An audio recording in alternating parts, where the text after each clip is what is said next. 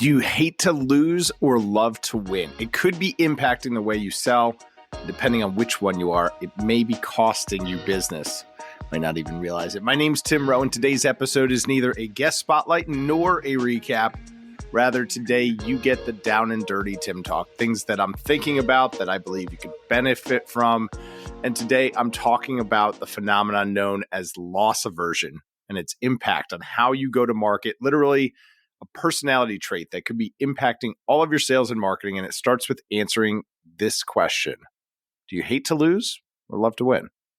Seriously, sit and answer this question for yourself. For me, I love to win, and I love working with other people who love to win. It's a focus on the positive outcome of the effort and sacrifice. You believe in the chance of a successful outcome, and that's where you direct your efforts at, winning. On the other hand, there are folks who hate to lose, and I've worked very successfully with these folks as well. I think that's a good balance.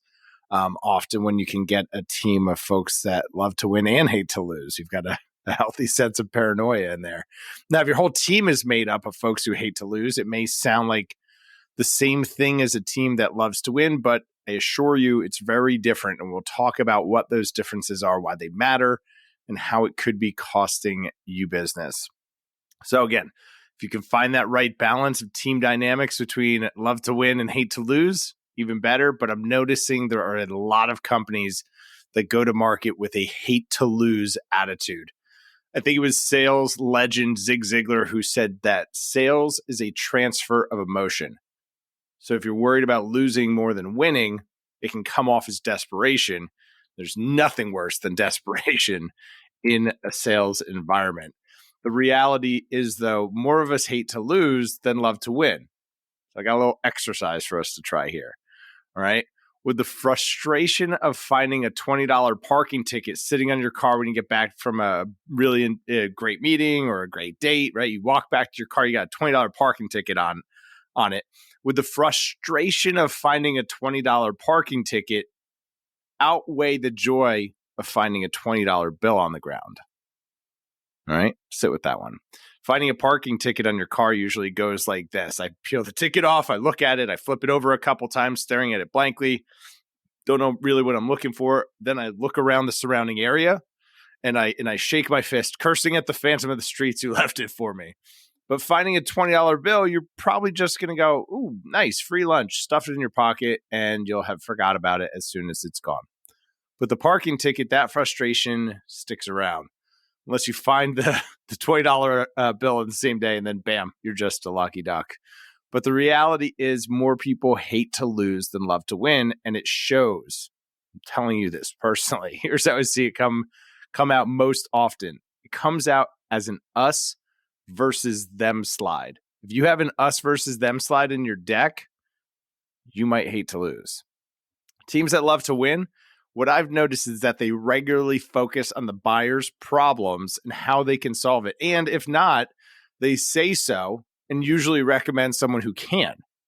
Teams that hate to lose, it feels like the whole pitch I'm supposed to have some hidden knowledge of their competitors, which actually just leaves folks confused about what it is you do. And then there's some crescendo about how you compare to your competition, blah, blah, blah.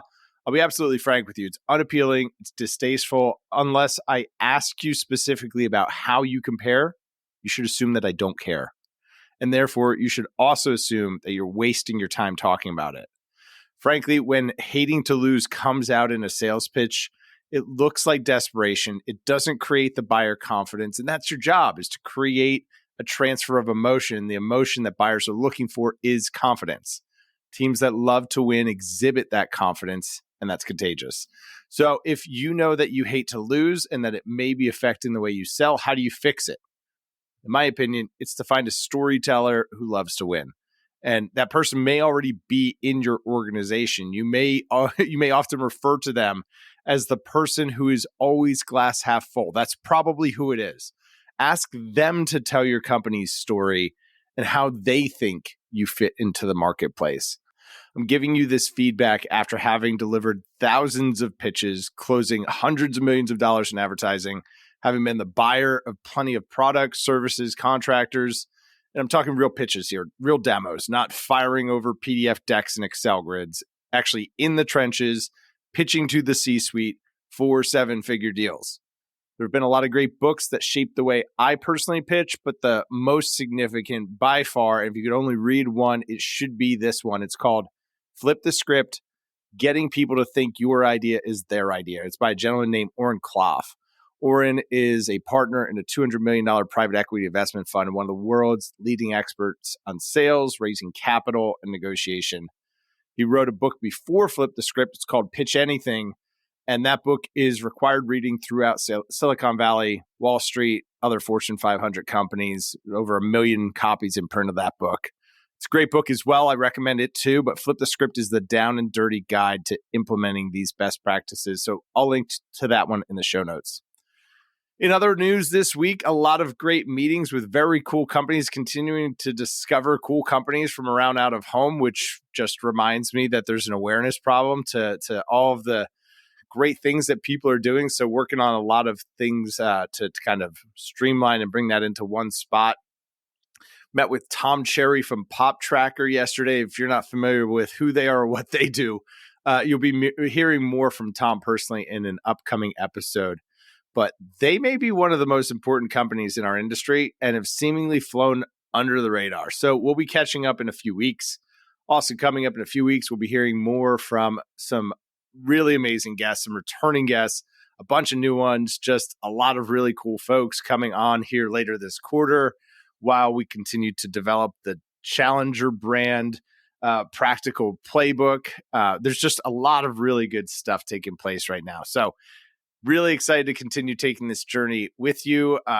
00hired.com right now, there is one new job. We're averaging one new job posting every 2 days. So that's a brand new opportunity in out of home every 2 days. So definitely go over there, subscribe. If you don't see what you're looking for, that's the best way to stay notified. There's a daily email that goes out, notifies you of any new posting. So again, one new job in out of home every 2 days being posted at 00hired.com. So I encourage you to go check that out. As always, make sure to subscribe, leave the podcast a review wherever you're listening, and share this with a colleague or a client today and start a conversation. See y'all next time.